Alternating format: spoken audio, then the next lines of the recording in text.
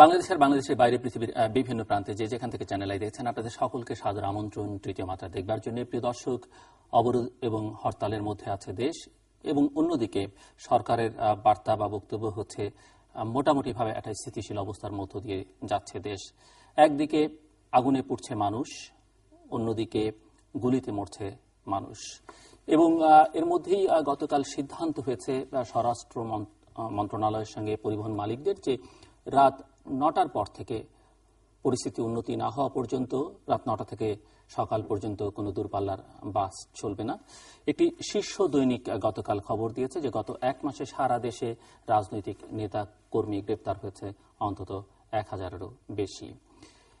এবং এই যে একটা অচল অবস্থার মধ্য দিয়ে দেশ যাচ্ছে, এ থেকে আশু কোনো সমাধান বা পরিত্রাণের লক্ষণও দেখা যাচ্ছে না। কেননা এর জন্য সমঝোতার জন্য যে সংলাপ বা আলোচনা করা দরকার, সে ব্যাপারে যাদের সবচেয়ে বেশি উদ্যোগী হওয়া দরকার, তারা এক কথায় জানিয়ে দিয়েছেন যে কোনো ধরনের সংলাপ সমঝোতা তাদের প্রতিপক্ষের সঙ্গে নয়। যে সংকট চলছে, সেই সংকটের উৎস কি, সেই সংকট থেকে পরিত্রাণের উপায় কি, আদৌ পরিত্রাণ সম্ভব কিনা, আর পরিত্রাণ না পেলে কি হতে পারে, সেগুলো আমরা আলোচনা করবার চেষ্টা করবো আজকে। আর আজকের প্যানেলে রয়েছেন আমার ভাই বসা আছেন বাংলাদেশ সরকারের সাবেক মন্ত্রী এবং ক্ষমতাসীন 14 দলীয় জোটের নেতা, বাংলাদেশের সাম্যবাদী দলের সাধারণ সম্পাদক দিলীপ বড়ুয়া। তারপরে রয়েছেন জাতীয় পার্টির প্রেসিডিয়াম সদস্য, বাংলাদেশ সরকারের সাবেক মন্ত্রী এবং জাতীয় সংসদ সদস্য কাজী ফিরোজ রশিদ। আমার ডানে রয়েছেন বাংলাদেশের কমিউনিস্ট পার্টির সভাপতি মুজাহিদুল ইসলাম সেলিম, এবং তারপরে রয়েছেন বাংলা দৈনিক দিনকালের ভারপ্রাপ্ত সম্পাদক ডক্টর রেজওয়ান সিদ্দিকী। স্বাগত আপনাদের চারজনকে স্টুডিওতে। যে প্রশ্নটা আলোচনা করতে চাই, যে বাংলাদেশ নিয়ে অনেক সম্ভাবনার কথা আমরা শুনি, অনেক হতাশার চিত্র দেখতে পাই, এবং অনেকের কাছে মনে হচ্ছে যে বাংলাদেশের এখন সবচেয়ে আগে ঠিক করা দরকার। আমরা অর্থনীতি নিয়ে অনেক কথা বলি, অন্যান্য অনেক সেক্টরে আমাদের অনেক অর্জন আছে, কিন্তু বাংলাদেশের অর্জন সব ব্যাহত হচ্ছে বা থেমে যেতে পারে, বা বাংলাদেশ আরো পিছনে যেতে পারে, সেটি রাজনীতির জন্য। সো পলিটিক্সটা আগে ফিক্স করা দরকার, যে বাংলাদেশে আগামী দিনের রাজনীতিটা বা এই মুহূর্তের রাজনীতিটা কি হবে, এবং সেটি এই বর্তমান বাস্তবতায় প্রতিটি নাগরিকের একটা ফিলিংস বা অনুভূতি বলা যেতে পারে। দিলীপ বড়ুয়া কি মনে করেন? শুরু করেন, 3 মিনিট সময় আপনার জন্য শুরুতে। ধন্যবাদ। আমাদের দেশের যে রাজনৈতিক অবস্থা একটা জটিল প্রেক্ষাপটের মধ্য দিয়ে আমরা অগ্রসর হচ্ছি, অবশ্যই। আমাদের যে বিষয়টি ছিল বাংলাদেশ সৃষ্টির পর থেকে এই পর্যন্ত, একটা বিষয়, একটু মৌলিক বিষয়, এটা আমি বলবো, একটা অমীমাংসিত। যেহেতু একটি মৌলিক বিষয় অমীমাংসিত, সেই জন্য রাজনৈতিক অঙ্গনে এক একটা সময় এসে একটা জটিল আকার ধারণ করে। সেই অমীমাংসিত বিষয়টি হচ্ছে আমরা যেই প্রেক্ষাপট নিয়ে বাংলাদেশ সৃষ্টি করেছিলাম, যে রাজনৈতিক দর্শন নিয়ে বাংলাদেশ সৃষ্টি করেছিলাম, অথবা যার নেতৃত্বে আমরা বাংলাদেশ সৃষ্টি করেছিলাম, সেই প্রেক্ষাপটটা আজকে 43 বছর পরও এসে আজকে প্রশ্নবিদ্ধ। এবং এই 1971 সালে যারা এটা বিরোধিতা করেছিল, আজকে তারা একটা মেইন স্ট্রিম রাজনৈতিক দলের ছত্রছায়ায় এমন ভাবে তাদের অবস্থানটা হচ্ছে, যে অবস্থানের প্রেক্ষাপটে তারা তাদের রাজনীতিটাকে নিয়ে এই জায়গায় অবস্থান করছে। আর অন্যদিকে যে মেইন স্ট্রিমের একটা রাজনৈতিক দল, তারা আগে যে অবস্থা, তার সৃষ্টির সময় থেকে যে অবস্থানে ছিল, বর্তমানে সে অবস্থানে নেই। এই যে সংকট, এই সংকটের প্রেক্ষাপটে যে কোয়েশ্চেন অফ রিকনসিলিয়েশন, এটা আপাতত হওয়ার সম্ভাবনাটা আমি খুবই ক্ষীণ দেখছি। এবং যে জায়গাটাকে আমাদের মূল সংকটটাকে আমরা আইডেন্টিফাই করতে পারছি না, যখন বাংলাদেশের যুদ্ধ অপরাধের বিচার হচ্ছে। আজকে দেখেন এই রাজনৈতিক সংকটের ডামাডোলের মধ্যে দিয়ে যুদ্ধ অপরাধের বিষয়টা অনেকটা সাইড লাইনে আপনার চলে গেছে। এটা নিয়ে মানুষ আলাপ আলোচনা, যেটা আজকে মুখ্য বিষয় ছিল একসময়। কাজে আমার যে বিষয়টি তো আলোচনার ব্যাপার নয়, সেটি তো আদালতে আছে, আদালতে স্বাভাবিক প্রক্রিয়ায় সেটি মীমাংসা হবে। মানে এটা মানুষের মন থেকে অনেকটা ডাইভার্ট হয়ে গেছে। তো এখন সেই জন্য আমরা বলছি যে আজকে আমাদের রাজনৈতিক অঙ্গনে, তাই গণতান্ত্রিক আন্দোলন বলতে যেটা বুঝায়, গণ আন্দোলন বলতে আমরা যেটা বুঝাই, বা 60-এর দশকে বা 50-এর দশকে বা পরবর্তীকালেও, এমনকি 1980 সালে যে গণ উদ্বুত্থান হয়েছিল, 71 বিরোধী যে গণ উদ্বুত্থান হয়েছিল, আজকে 90-তে সেই জায়গাটা কিন্তু আজকে সে অবস্থা নেই। এখন আন্দোলন বলতে চলে গিয়েছে, হোল জিনিসটা একটা কানাগলিতে চলে গিয়েছে। সেই কানাগলিটা হচ্ছে পেট্রোল বোমা, কানাগলিতে হচ্ছে যে নিরীহ মানুষের উপর আক্রমণ করা। এটাই হচ্ছে এখন রাজনীতি। আমরা ধরে একসময় নকশাল রাজনীতি বিশ্বাসী ছিলাম, নকশাল রাজনীতি অনুশীলনও করেছিলাম। মিস্টার বড়ুয়া, আমি আবার আপনার কাছে আসবো। মিস্টার মুজাহিদুল ইসলাম সেলিম, 3 মিনিটের মধ্যে সূচনা বক্তব্য, যে প্রশ্নটা আমি করেছিলাম। ধন্যবাদ। বাংলাদেশের 16 কোটি মানুষের 2-1 বাদ দিয়ে যাকে জিজ্ঞেস করেন সে বলবে যে পরিস্থিতি ভয়াবহ, বিপজ্জনক, নৈরাজ্যজনক, পথে বের হতে ভয় লাগে, কখন পেট্রোল বোমায় এসে আমাকে দগ্ধ করে। অর্থনীতি বিধ্বস্ত হয়ে যাচ্ছে। অর্থমন্ত্রী বলেছেন যে শহর দেখে তোমরা কিছু বুঝবে না, গ্রামাঞ্চলে সর্বনাশের নিশানা আমি দেখতে পাচ্ছি। আমি অর্থনীতির ছাত্র এবং যে কেউ একটু চিন্তা করলেই বুঝতে পারবে যে গত 1 মাসের বেশি সময় ধরে যে ঘটনাবলী চলছে, এইটা তাৎক্ষণিকভাবে এটা দৃশ্যমান না হলেও তার যে ক্ষতিকর অবস্থা সেটা একটা গভীর ক্ষত সৃষ্টি করেছে আমাদের অর্থনীতিতে, যেটা আমাদের সমস্ত জাতিকে ভোগ করতে হবে। কিন্তু আমি অবাক হয়ে যাই এবং আমার ভিতরে প্রচন্ড ক্ষোভ জন্মে যখন বিতর্ক শুরু করতে হয় যে পরিস্থিতি স্বাভাবিক না অস্বাভাবিক। মন্ত্রী মহোদয়রা বলছেন যে পরিস্থিতি খুবই স্বাভাবিক এবং গত মাসের 10 তারিখ থেকে বলা শুরু করেছেন যে 7 দিনের ভিতরে সবকিছু ঠিক হয়ে যাবে, বার্ন ইউনিটে আর নতুন লোক আসবে না। যে নাকি স্বীকারই করে না যে পরিস্থিতি অস্বাভাবিক, তাকে দিয়ে 48 ঘন্টা বলেছেন এক জেলায় ডেপুটি স্পিকার। তারপরে বললো যে তোমরা সব রাত্রেবেলা গাড়ি চালাও, আমরা এখানে কনভয় দিচ্ছি সামনে পেছনে। তারপরে যে এতগুলো লোক মারা গেল, যারা বোমা মারছে তারাও অপরাধী, কিন্তু যারা মানুষকে মিথ্যা প্রশ্রয় দিয়ে তাদেরকে এই বিপদের ভিতরে ঠেলে দিল এবং তথা সরকার, এবং সরকারের দায়িত্ব হলো জানমালের নিরাপত্তা নিশ্চিত করা এবং সেইখানে দায়িত্ব তাদেরকেও নিতে হবে। সুতরাং পরিস্থিতি স্বাভাবিক না অস্বাভাবিক এইটা নিয়ে তো প্রথমে আমাদের মীমাংসা করে নিতে হয়। একটা ছোট্ট গল্প বলি। এক লোক বাঘ মারতে গেছে বন্দুক নিয়ে, ফিরে আসছে কালিয়াতে, বলছে বাঘ মারলে না, বলে মারলাম না। কেন মারল না? যে 22টা কারণ। বলো একটা একটা করে। 1 নম্বর, বন্দুকের কোনো গুলি ছিল না। তো বললো যে তাহলে আর বাকি 21টা কারণ আর জানার দরকার নেই। তাহলে এই আলোচনা ইউজলেস যদি আমরা স্বীকার না করি যে পরিস্থিতি অস্বাভাবিক, এবং স্বাভাবিক করতে হলে কি করতে হবে। আরেকটা তর্ক এসে যাচ্ছে যেটা আইন শৃঙ্খলাগত ব্যবস্থা নাকি রাজনৈতিক ব্যবস্থা। আরে বাবা, 2 ব্যবস্থা একসঙ্গে নিলে অসুবিধা কোথায়? যারা পেট্রোল বোমা মারছে তাদেরকে তৎক্ষণাৎ ধরে তাদের উপযুক্ত বিচার এবং আইনানুগ ব্যবস্থা গ্রহণ করো, এবং এটা বিচার বহির্ভূত হত্যাকাণ্ড দিয়ে এটা হবে না। এটা আইন যথেষ্ট আছে, আইনের ভেতর দিয়ে এটা করতে হবে। এবং সঙ্গে সঙ্গে একই সঙ্গে যদি আমরা এইটার যে উৎস কোথায় থেকে শুরু হয়েছে সেই রাজনৈতিক সমাধানের পথেও যদি একই সঙ্গে পদক্ষেপ নেই, তাহলে পরে এই সংকট থেকে আমাদের বেরিয়ে আসা সম্ভব। আসবো আবার আপনার কাছে মিস্টার কাজী ফিরোজ রশিদ। ধন্যবাদ জলিল ভাই। আসলে কথা বলাই খুব কঠিন এখন, এই জন্য যে কোথা থেকে শুরু করব, কোথায় শেষ করব। একটি কথা বলা যায় যে দেশে কিছুই স্বাভাবিক অবস্থা নেই, না, চরম অস্বাভাবিক অবস্থা। এই 60-70 জন মানুষ বোমার আঘাতে মারা গেল, পেট্রোল বোমায়। এমনি যদি একটি গুলিতে মারা যায়, গুলির একটি যন্ত্রণা, প্রত্যেকটা মৃত্যু তো যন্ত্রণাদায়ক, কিন্তু একটা মানুষ মারাই যে গেল।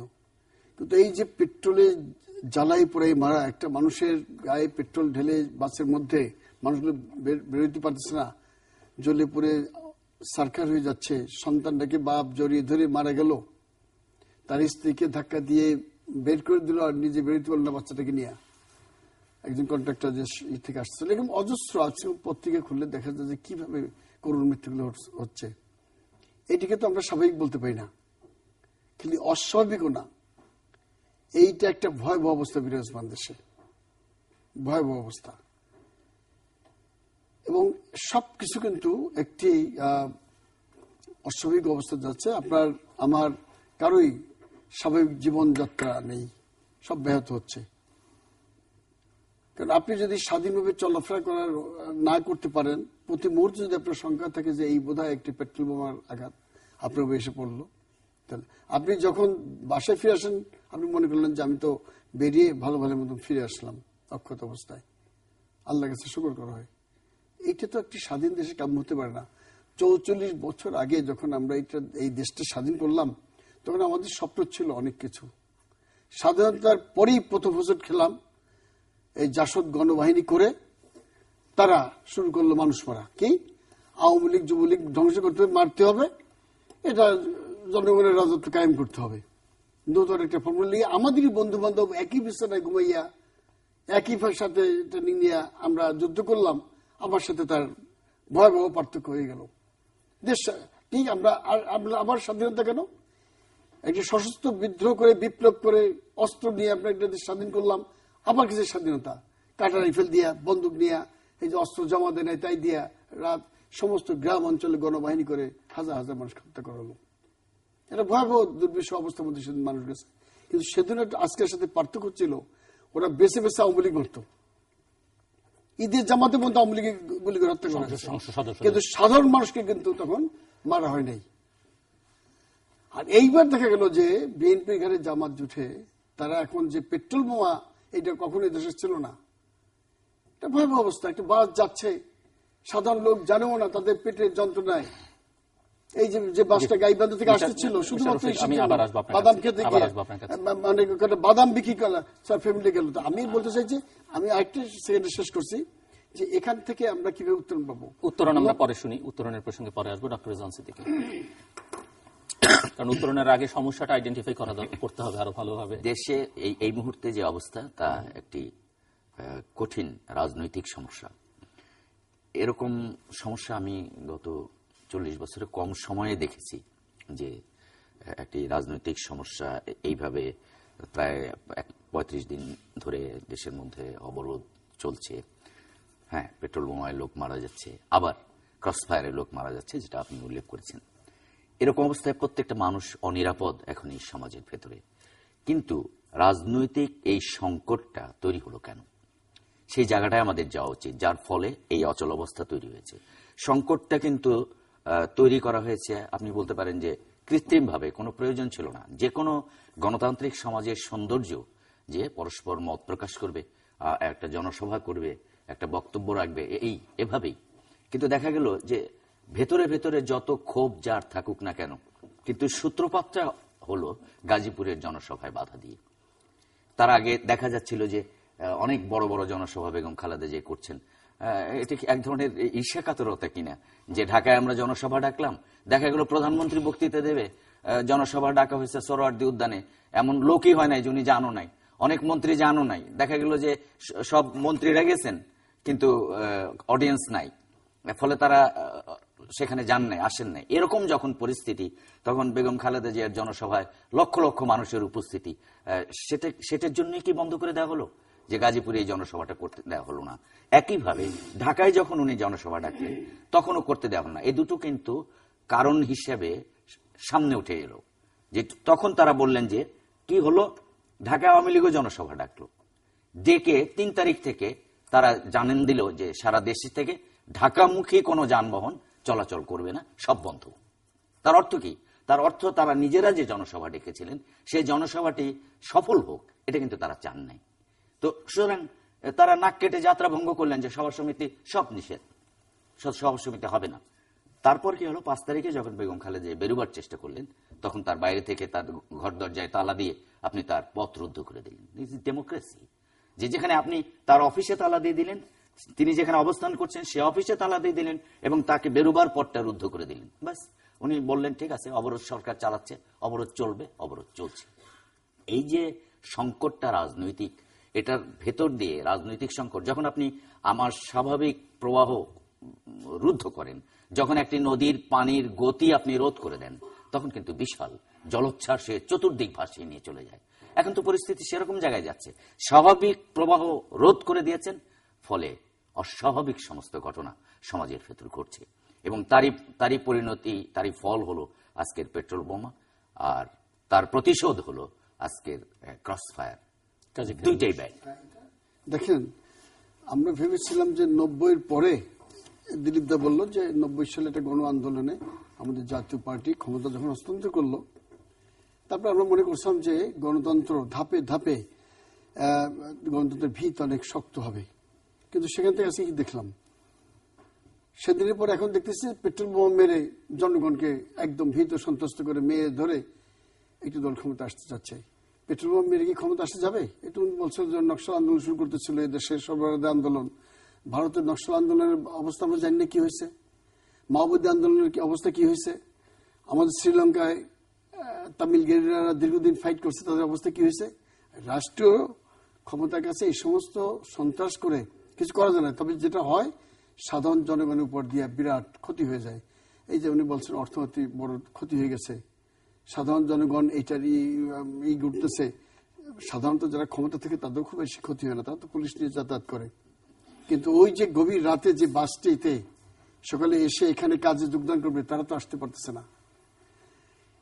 একটা ভালো সিদ্ধান্ত হয়েছে যে রাতে গাড়ি চালানো, কারণ একটা অস্বাভাবিক অবস্থা। কিন্তু কেন রাতে গাড়ি চালাবে? যারা এই আশ্বাস দিয়েছিল তারা ভুল করেছিল।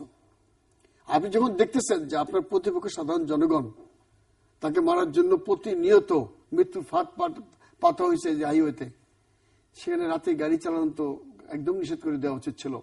সন্ধ্যা 6টার পরে কোনো গাড়ি আসবে না, যাবে না। দিনের বেলা এর থেকে 50% কম হইতো ক্যাজুয়ালিটি, কিন্তু এইটা একটা ভুল সিদ্ধান্ত ছিল।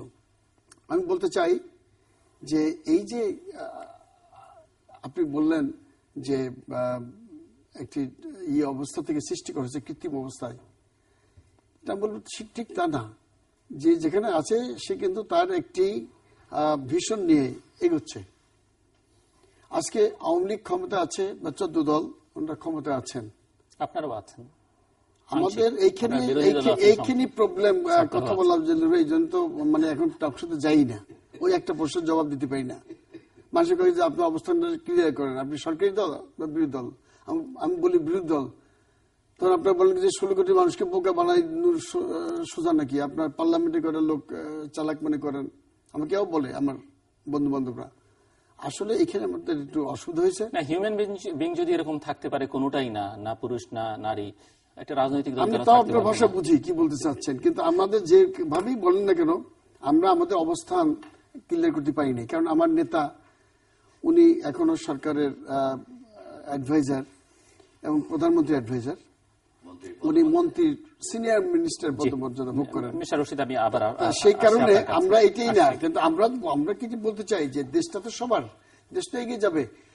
ক্ষমতা তো চিরস্থায়ী না, আজকে আওয়ামী লীগ আসবে, কালকে বিএনপি আসতে পারে, কিন্তু সেটা মানুষ মরতে হবে। জি, মিস্টার মুজাহিদুল ইসলাম সেলিম। দেখুন, প্রথমেই একটা জিনিস পরিষ্কার করে নেওয়া দরকার যে রাজনৈতিক কারণ হোক আর যে কারণেই হোক, কোনো কিছুই পেট্রোল বোমা নিক্ষেপের একটা এক্সকিউজ হতে পারে না বলে আমি মনে করি। পেট্রোল বোমা খেয়াল করলে দেখবেন নিক্ষেপ করা হচ্ছে বাসে, ট্রাকে, যেসব জায়গায় সাধারণ মানুষ, নিরীহ, কোন নির্দলীয়, একেবারে জীবনের জন্য সাধারণ মানুষ। আমাকে বলেন গত 33 দিন হয়ে গেল বা আরো বেশি হয়ে গেল, 35 দিন হয়ে গেল, এর ভেতরে কোন প্যাজেরো গাড়িতে বোমা পড়েছে? কোন ক্রিসলার গাড়িতে বোমা পড়েছে? পড়েনি। কারণ ওইখানে এলিট শ্রেণী, তাদের চলাচল। সুতরাং যেটাকে আন্দোলন বলা হচ্ছে, আমি এটাকে আন্দোলন বলতে রাজি না।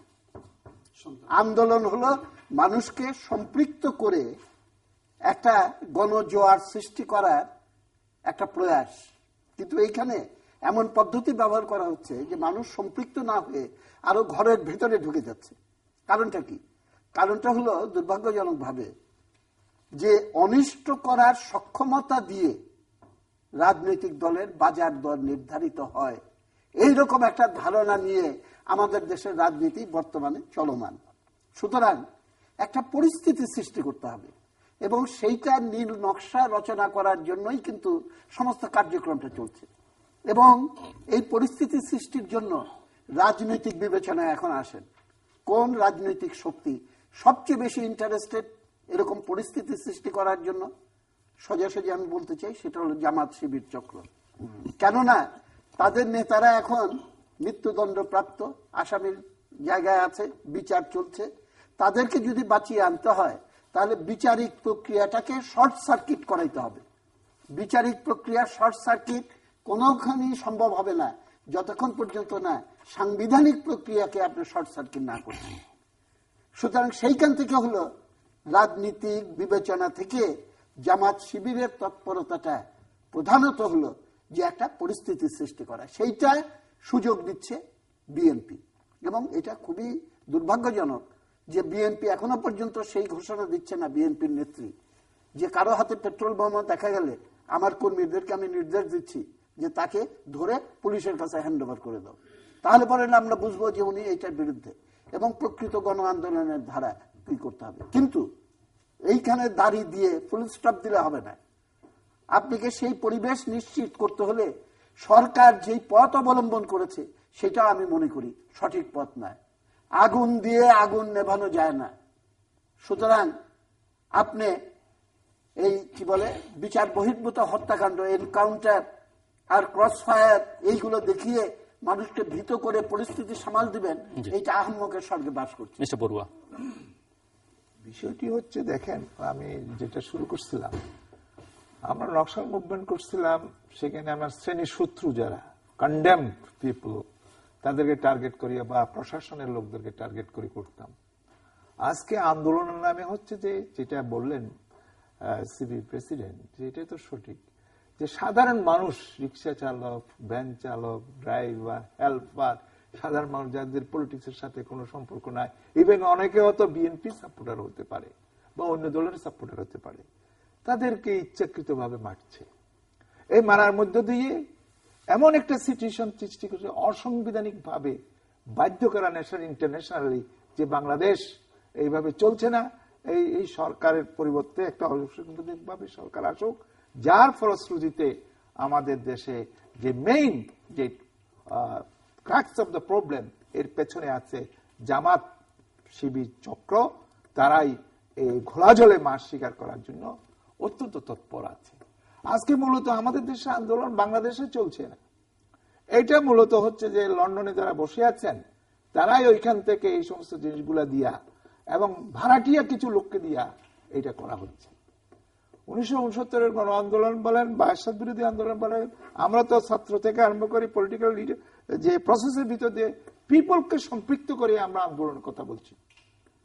কিন্তু আজকে যে রাজনীতিটা হচ্ছে পিপলস এর কোনো সম্পৃক্ততা নাই, পিপলস কিন্তু ভয়ে ঘরে ঢুকে গেছে, ঘর থেকে বাইরে হচ্ছে না।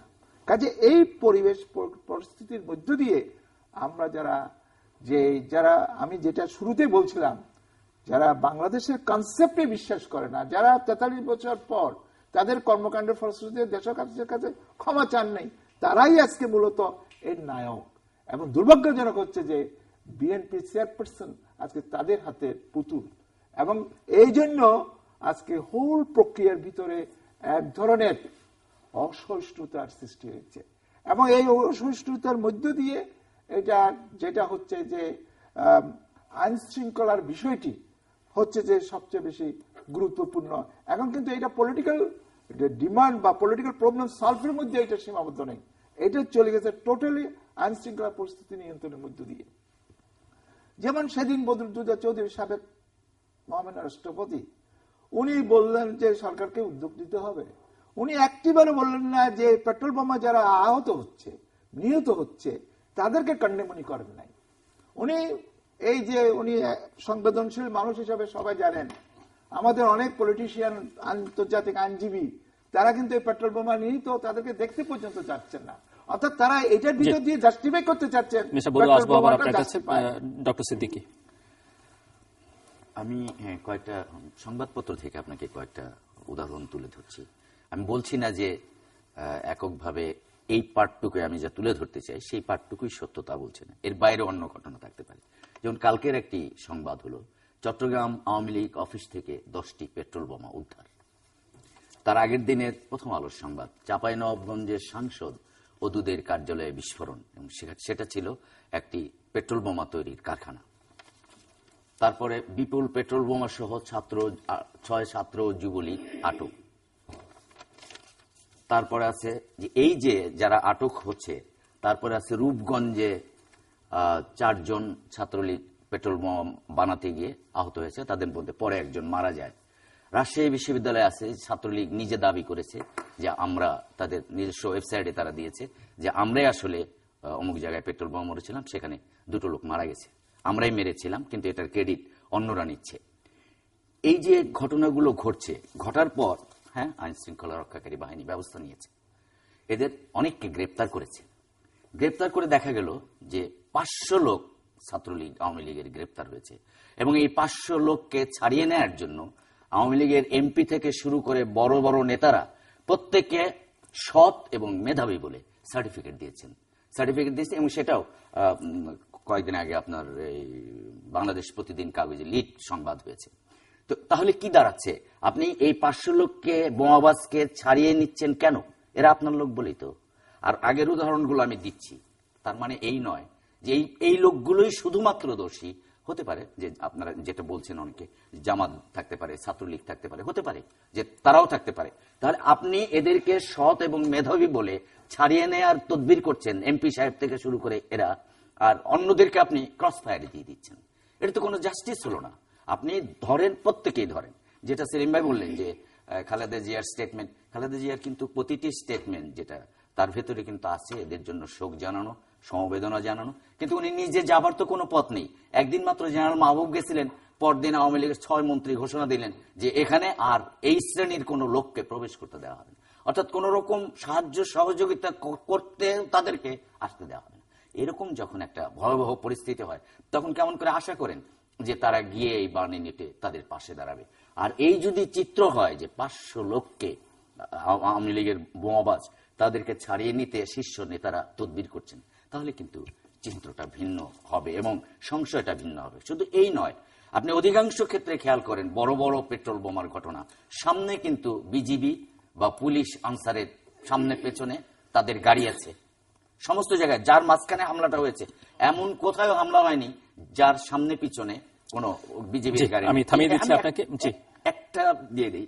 তারপর আমাদের প্রাইম মিনিস্টারের উপদেষ্টা এইচ.টি. ইমাম সাহেব বললেন, মনে হয় এটা মিলিটারি অপারেশন, খুব দক্ষ লোকেরা করেছে, তার আগে রেকিটেকি করে গেছে, সবকিছু মিলিয়ে একটা ধুলায় অন্ধকার। সংকটের আপনাদের আলোচনা থেকে যেটি বেরিয়ে এসেছে, সংকটের 3টে কারণ দেখা যেতে পারে। একটি হচ্ছে ক্ষমতা হস্তান্তরের প্রক্রিয়াটা কি হবে, দ্বিতীয়ত যেটি আমরা দেখতে পাচ্ছি যে এটিও এসছে আলোচনার মধ্যে যে মত প্রকাশের এবং রাজনৈতিক তৎপরতার স্বাধীনতা, এবং তৃতীয়ত হচ্ছে যুদ্ধাপরাধীদের বিচার।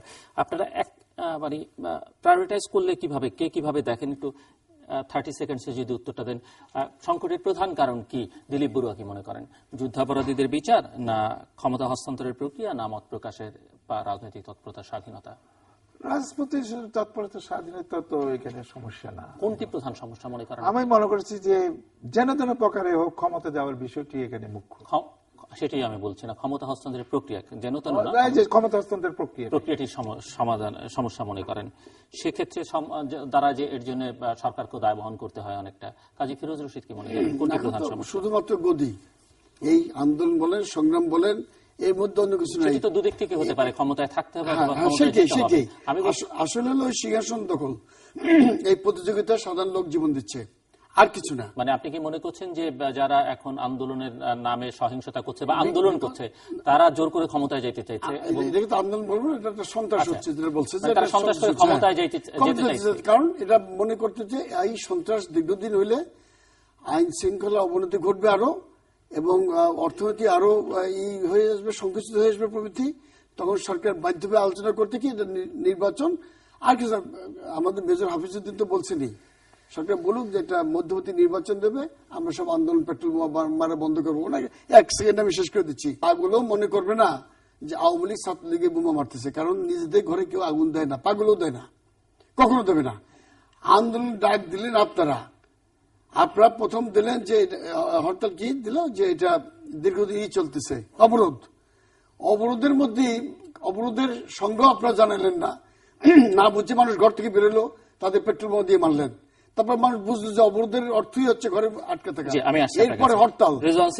এখানে একটা লোক, এটা কেউ মনে করবে না, আপনি গণভোট নেন, আমি কোন জিনিস আমার মন থেকে বলি, বিশ্বাস করবে না এইটা আওয়ামী লীগ করছে।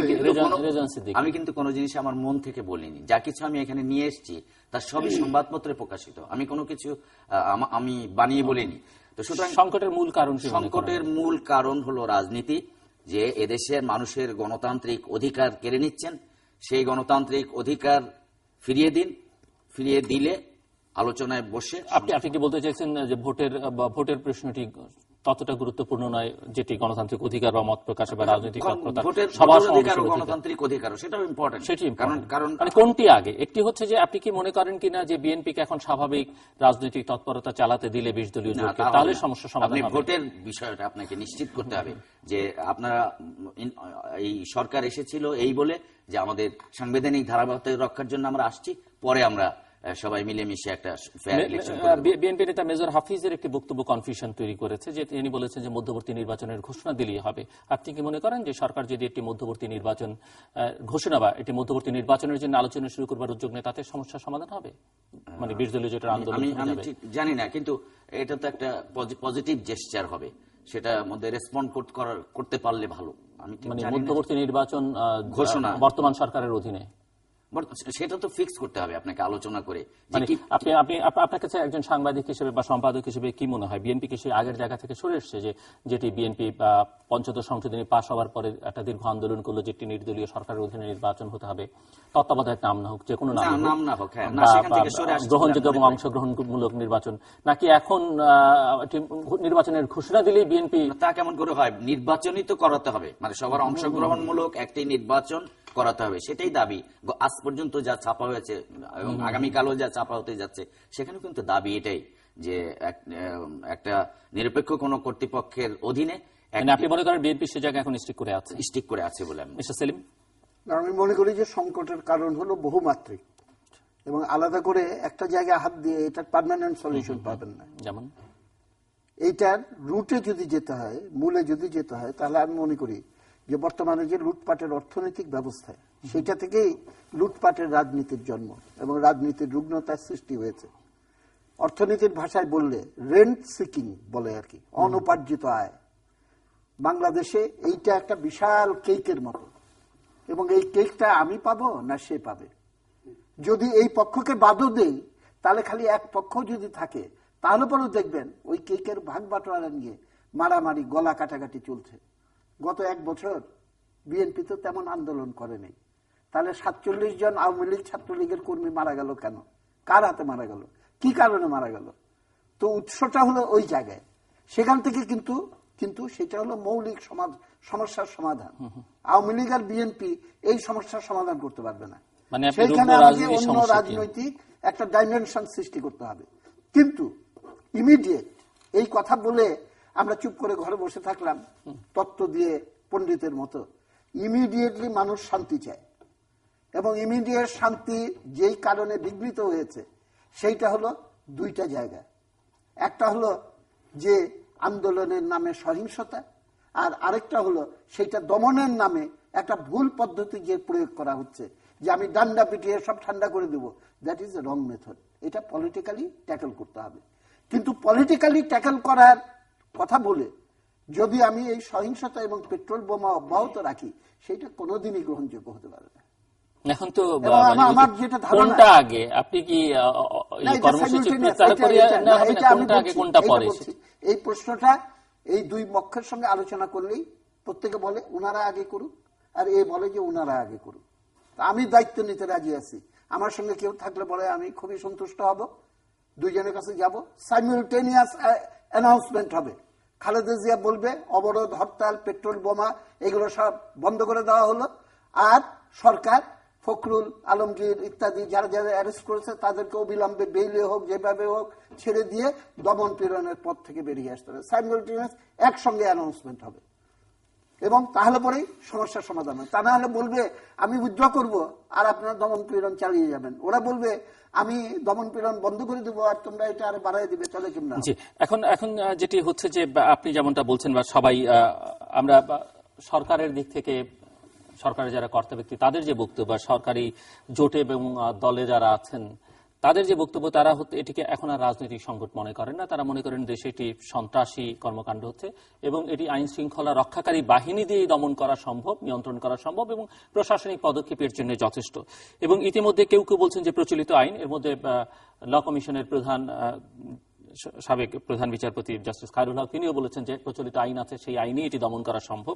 আমার প্রশ্ন হচ্ছে যে আইন করে দমন করা সম্ভব কিনা, এবং বা যে আইন আছে তা দিয়ে দমন করা সম্ভব কিনা। আরেকটি প্রসঙ্গ এখানে এসছে, সেটি হচ্ছে যে অবরোধ এবং হরতালের মতো হরতালকে আইনত নিষিদ্ধ করবার একটি প্রক্রিয়ার কথা আইনমন্ত্রী বারবার বলছেন, এবং অনেকেই ইতিমধ্যে বলেছেন সরকারের দিক থেকে এরকম কথাবার্তা আছে যে সেটি তারা বিচার বিশ্লেষণ করে দেখছেন। দিলীপ বড়ুয়া যদি বলেন যে আসলে এইভাবে এই সংকটের সমাধান সম্ভব কিনা। আমরা যেহেতু গণতান্ত্রিক আন্দোলন করে আসছি এবং আমাদের দেশের সৃষ্টি থেকে আরম্ভ করে এই পর্যন্ত গণতান্ত্রিক আন্দোলনের মাধ্যমে হরতাল একটা সর্বোচ্চ রূপ। আমরা মনে করি হরতালকে আইন করে বন্ধ করাটা এটা গণতান্ত্রিক আন্দোলনে ব্যর্থ হবে, এবং অবরোধও আমি মনে করি আইন করে বন্ধ করাটা যথার্থ নয়। কিন্তু আমাদের গণতান্ত্রিক আন্দোলনের মধ্যে এই দুটো উপাদান বা দুটা পথ এটা অত্যন্ত যুক্তিযুক্তভাবে ছিল বা আছে, কিন্তু আজকে এটাকে আমরা মিসইউজ করছি, যেটা এটা চলে টার্ন হয়ে গেছে প্রোটেকশন যেটা আন্ডার দ্য আমব্রেলা, যেটা হচ্ছে পেট্রোল বোমা, নাশকতামূলক কাজ, এগুলো হয়ে গেছে, যার জন্য আজকে মানুষ এই জায়গাটাতে আসছে। কাজে এই সংকটটাকে মোকাবেলা করতে হলে এটাকে ব্ল্যাকমেইল, আজকে পলিটিক্যাল ব্ল্যাকমেইল চলছে যে আমি সন্ত্রাসের মাধ্যমে, পেট্রোল বোমার মাধ্যমে জনকে জিম্বি করে আজকে গভর্নমেন্ট থেকে আমি আদায় করব, দাবি আদায় করব। এই পথটা হচ্ছে আত্মঘাতী।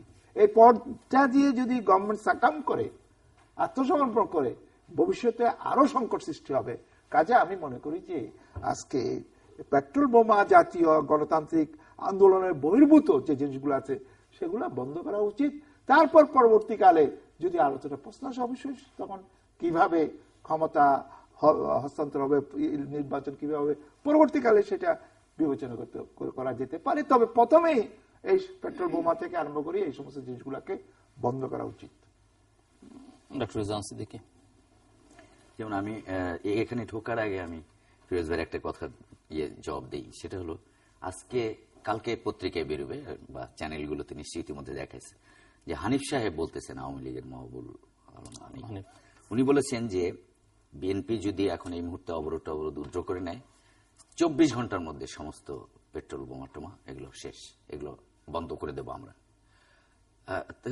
কেন তাহলে কি এই সমস্ত পেট্রোল বোমাবাজরা আপনাদের নিয়ন্ত্রণে যে আপনারা এটা করতে পারেন, তাই কি? সুতরাং ওইটা একটা দিক। আরেকটা যে কথাটা আলোচনা হচ্ছে সেটা হলো অর্থনীতির ক্ষতি।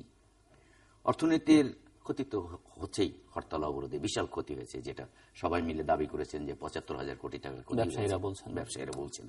কিন্তু আপনি ধারাবাহিকভাবে লক্ষ্য করলে দেখবেন অর্থনীতির ক্ষতি গত 6 বছর ধরে সমস্ত ব্যাংক ফোকলা করে সরকারি লোকেরা নিয়ে চলে গেছে। হাজার হাজার কোটি টাকা, 1,000, 2,000, 3,000 কোটি টাকা একজন নিছেন, কোনো কোলাটেরাল নাই, কিছু নাই, তার কোনো হিসেবও নাই, তার কোনো ঠিকানাও নাই, তার কোনো চেনা জানাও নাই। এই টাকাটা নিয়ে কি করেছেন? টাকাটা কোথায়?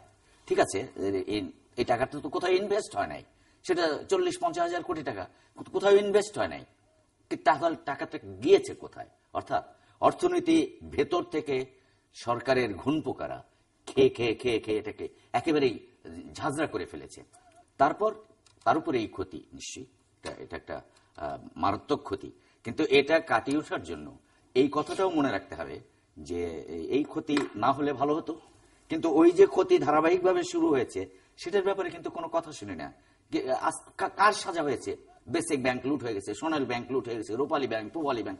একটা লোকের তো সাজা হয় নাই, এ পর্যন্ত কোনো লোকের সাজা হয় নাই, বরং দুদকে গেলে চমৎকার দুদক সার্টিফিকেট। হরতাল অবরোধ নিষিদ্ধের প্রসঙ্গে বলছি না, হরতাল অবরোধ নিষিদ্ধ করার কোনো প্রশ্ন ওঠে না।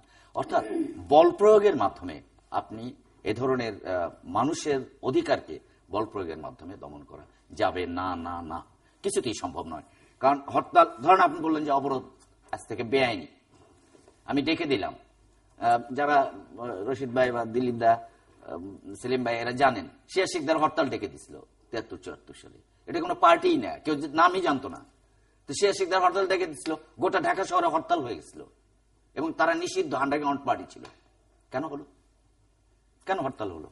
সুতরাং আপনি যে নিষিদ্ধ করবেন, নিষিদ্ধ করলে ডেকে দিলে তখন আপনি কি করবেন? আবার এই 50,000 লোক গুলি করে মেরে ফেলবেন? তা তো হয় না। সুতরাং হরতাল অবরোধ নিষিদ্ধ করার চিন্তা এক ধরনের পাগলামো। কাজী ফিরোজ রশিদ। না, অবশ্যই একমত এই ব্যাপারে যে দিলীপ দা বলছেন যে এটা মানুষের গণতান্ত্রিক অধিকার, হরতাল করা, অবরোধ করা, কিন্তু ওই তার মধ্যে এই যে পেট্রোল বোমা মারা, এটা কিন্তু হরতালের কোনো চ্যাপ্টারে পড়ে না। হরতাল করবে, ঘেরাও দেবে, করবে, রাস্তা অবরোধ করবে। আমরাও এত হরতাল করছি, একটা ঢিল মারছি গাড়িতে, কিন্তু রাস্তা আটকিয়ে রাখছি। কিন্তু এই পেট্রোল বোমা মানুষ মারা, এটা দেখেন জিল্লুর ভাই, এই যে সংস্কৃতির, এই যে পেট্রোল বোমা মারা শুরু হলো, এটা কারোর জন্য কিন্তু সুখকর নয়। আজকে যদি আমি ধরে নিলাম যে আওয়ামী লীগ কথা বললো এই পেট্রোল বোমার জন্য, এখন আমরা, উনি যে বললেন মাহদুল ইসলাম সেলিম যে আমরা মধ্যস্থতা করব, মধ্যস্থতা উনি করলেন। একটা নির্বাচন হলো, বিএনপি ক্ষমতা আসলো, আওয়ামী লীগ 3 মাস পরে কবে যে আমি আর সংসদেও যাব না, এবং এই সরকার মধ্যবর্তী নির্বাচন না দেওয়া পর্যন্ত আমি পেট্রোল বোমা মারতেই থাকবো। তারা বলল যে এরা তো এখন 3 দিন দিচ্ছে, তারা বলল যে আমি 1 মাসের হরতালের টাইম দিয়ে দিলাম, পাবলিক যাবে কোথায়? এবং সেই শক্তি আওয়ামী লীগে আছে। রাস্তায় দাঁড়িয়ে তারা গাড়ি পোড়াবে, মানুষ মারবে, এটা করবে, সেটা করবে। তাহলে কি দেশটা এইভাবে চলবে? এই পেট্রোল বোমার কাছে যদি আপনি হার মানেন, এই জন্য কিন্তু একদিন বিএনপিকেও এই জন্য দিতে হবে, অনেক খেসার দিতে হবে। একটি গণতান্ত্রিক পদ্ধতির মধ্যে আপনাকে আসতে হবে। ধরেন একটি এই সংবিধান রক্ষার জন্য, গণতন্ত্র রক্ষার জন্য নির্বাচন দিতে হবে, যেটি বলছেন যে এখন বিএনপি শেখাচ্ছে যে আওয়ামী লীগ বিরোধী দল গেলে কি কি করতে পারে বা কি করবে, এবং এই এর থেকে আরো ভয়ঙ্কর ক্ষমতাসীনরা শেখাচ্ছে যে বিএনপি ক্ষমতায় আসলে তারা কি করতে পারে, কি করতে হবে।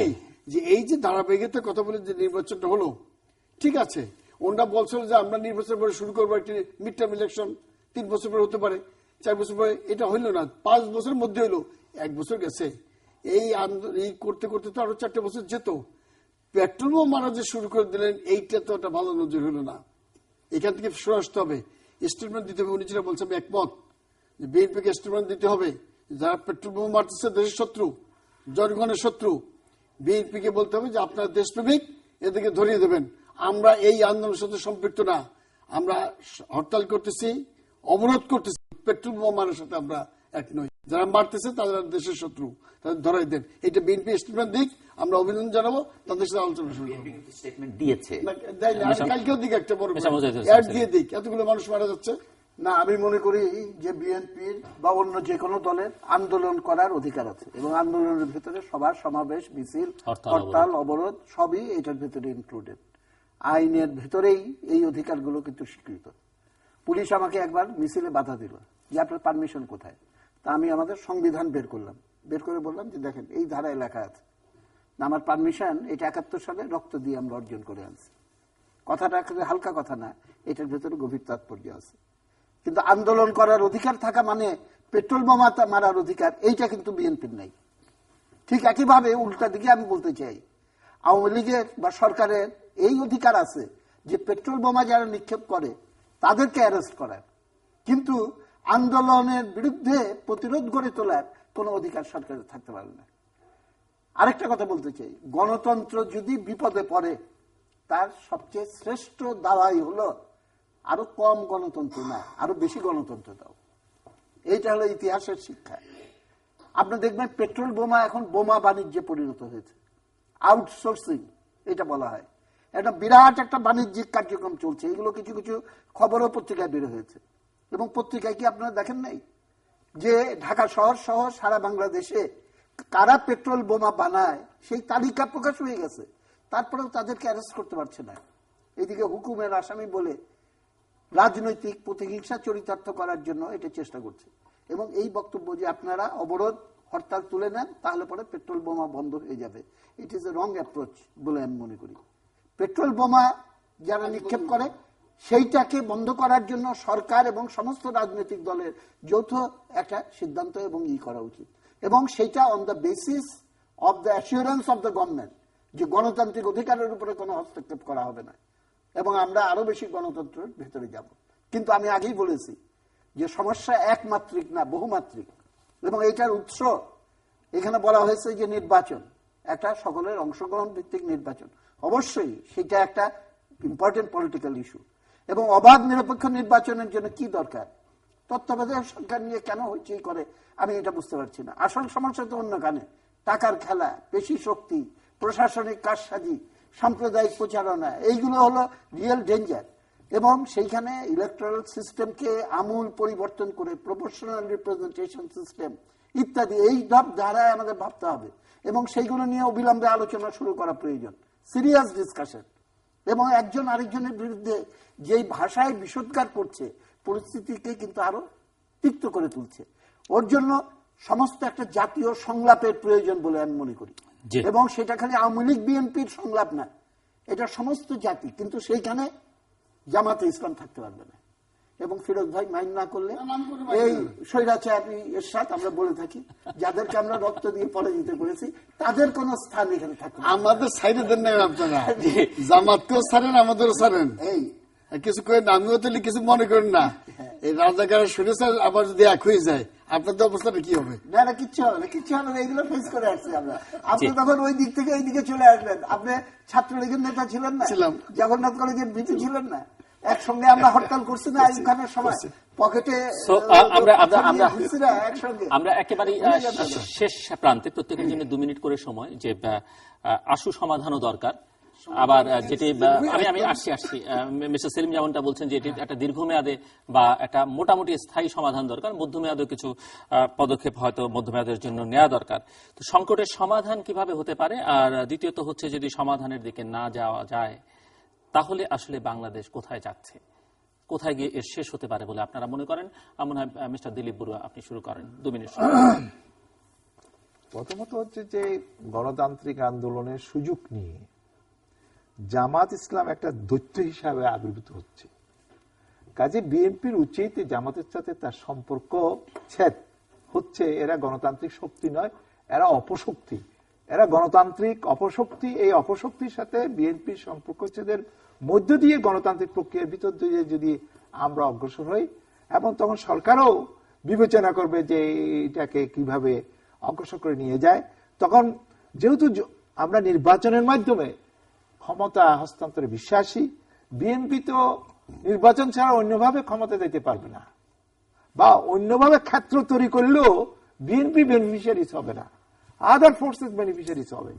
সেই জন্য হচ্ছে যে আজকে আমাদের যেই জায়গাতে যা উপনীত হচ্ছে সেই জায়গাতে real point of no return অথবা আমাদের রিকনসিলিয়েশন, পলিটিক্যাল রিকনসিলিয়েশন হবার সম্ভাবনাটা খুবই ক্ষীণ যদি বিএনপি জামাত ইসলামের সাথে সম্পর্ক ছেদ এই বিষয়টি তারা না করে। তাহলে এই ক্রাইসিসটা চলতে থাকবে, তখন সার্ভাইভাল অফ দ্য ফিটেস্ট ওই জায়গাতে আসি দাঁড়াবে, যেটা জাতির জনগণের জন্য মঙ্গলজনক। কে বেশি ফিট বলে মনে হয় আপনার কাছে? সেটা ঘটনায় টাইম উইল সে। মানে আপনি কি মনে করেন, আপনার কাছে অ্যানসার আছে কিনা, জানা আছে কিনা, কে বেশি ফিট?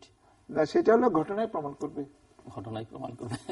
ডক্টর জানসি দেখি জামাতের সঙ্গ ছাড়তে হবে, জামাত একটা ঠিক আছে, কিন্তু কেউ এটা মনে করতেই চান না যে 86 সালে এবং 96 সালে আওয়ামী লীগ এবং জামাত গলাগলি করে আন্দোলন করেছে।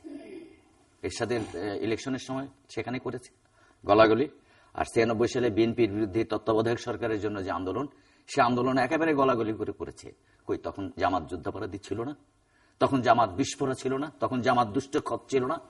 অর্থাৎ বিএনপি জামাত মিলে যদি একটা অতিরিক্ত শক্তির সৃষ্টি হয়, সেটা ভেঙে দিলে আজকে জামাতকে যদি বিএনপি বলে না ঠিক আছে আমাদের কোনো সম্পর্ক নাই, কালকেই আওয়ামী লীগ জামাতকে কোলে নিয়ে আপনি ইয়ে করবে, একটা মোর্চা করবে। সুতরাং এটা জামাতের এইভাবে জামাতকে দেখার কোনো সুযোগ নেই। আর জামাতের কয়টা লোক 62 বছর আওয়ামী লীগের সঙ্গে তো একই মোর্চায় কখনো জামাত ছিল না। কিভাবে ছিল? এক টেবিলে বসে গল্প করেছেন, এক টেবিলে বসে আন্দোলন করেছেন, এক টেবিলে বসে বিবৃতি দিয়েছেন, এক টেবিলে বসে আন্দোলনের ঘোষণা দিয়েছেন, সবই তো হয়েছে। তার সমস্ত ছবি ফেসবুক ঘাটলে দেখবেন। কিন্তু আমার কথা হলো যাদের বয়স এখন 62-র কম, তাদেরকে আপনি যুদ্ধাপরাধী বলতে পারবেন না, বা মুক্তিযুদ্ধের সময় তারা এই করেছে ওই করেছে। সমাধান হলো নির্বাচন। আমরা তো 15 বছর ধারাবাহিকভাবে নির্বাচন করে একটা গণতন্ত্রের পথের দিকে অগ্রসর হচ্ছিলাম। সেই নির্বাচনের সেই ধারাটা 15th অ্যামেন্ডমেন্টের মাধ্যমে আপনি একেবারে সর্বনাশ করে দিলেন, এবং এটিও এক ব্যক্তির ইচ্ছার কারণে এই সর্বনাশটা হলো। যারা এই সংশোধন কমিটিতে ছিলেন তার মধ্যে তোফায়েল আহমেদ ছিলেন, সুরঞ্জিত সেনগুপ্ত ছিলেন, অন্যান্য আওয়ামী লীগের বড় নেতারা ছিলেন এই কমিটির।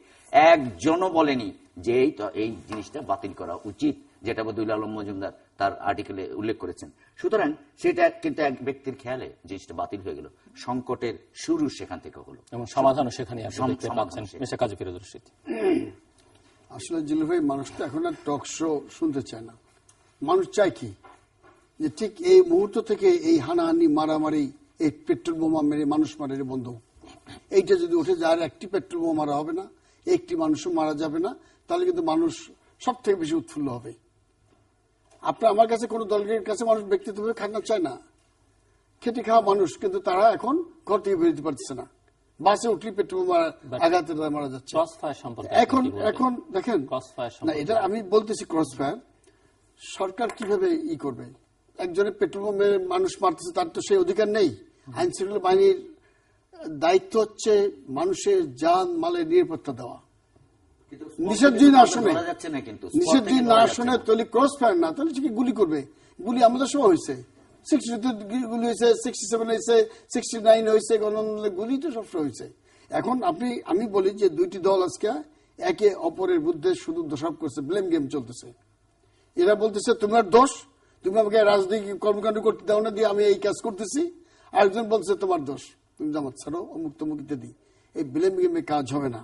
দুই দলই যদি জিততে চায় তাহলে একজনকে হারতে হবে, গণতন্ত্র হেরে যাবে।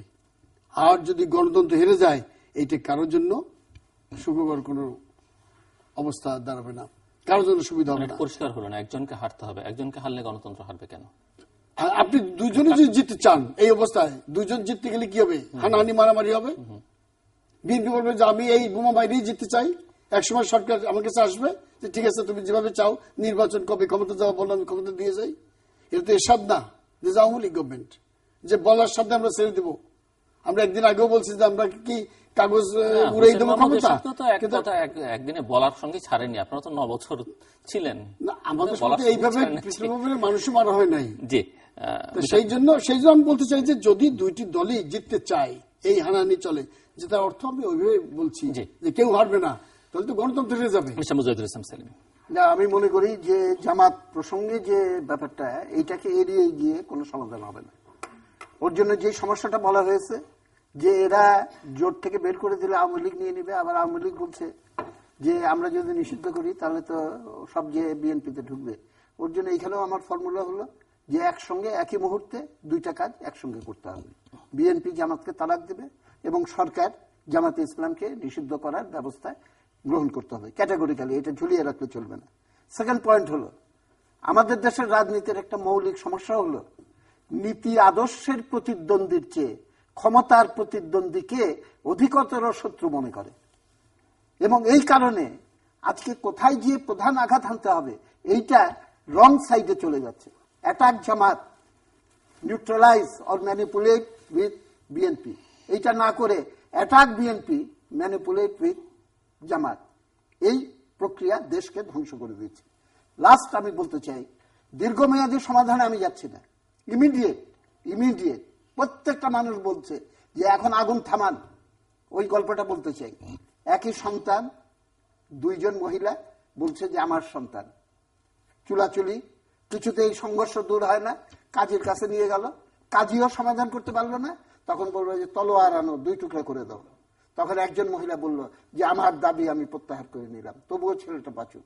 সবাই বুঝে গেল যে আসল জননী কে। আমাদের এই দুইজনের ভেতরে একজন যদি একটু ছোট হয়ে একটু মাথা নরম হয়ে কিছু করে, সমস্ত বাঙালি জাতি বলবে যে তিনি সেলিম। ওই 2 ভদ্র মহিলা তো বিচার মেনেছিলেন আর কি, কাজীর বিচার মানবেন, আমাদের 2 নেত্রী কারো বিচার মানবেন কিনা সেটা একটা প্রশ্ন উঠেছিল যে একজন অভিভাবক দরকার। আমি একটা আলোচনায় এটা বলেছিলাম, দেশের অভিভাবক রাষ্ট্রপতি বলেন বা সুশীল সমাজ বলেন, এইগুলো কিছু না, আসল অভিভাবক হলো জনগণ। এবং জনগণ যদি অভিভাবকত্বের দায়িত্ব নিয়ে সেই দায়িত্ববোধ নিয়ে রাস্তায় নামে, তাহলে পরে এই সংকট দর্শক, আমরা অনুষ্ঠানের শেষ প্রান্তে তৃতীয় সম্পর্কে আপনারা লিখতে পারেন ডাকে, মেল, SMS এর মাধ্যমে, ইন্টারনেট আমাদের অফিসিয়াল ওয়েবসাইট অথবা সোশ্যাল নেটওয়ার্কে যে পেজ রয়েছে সেই পেজে আপনাদের মতামত রাখতে পারেন।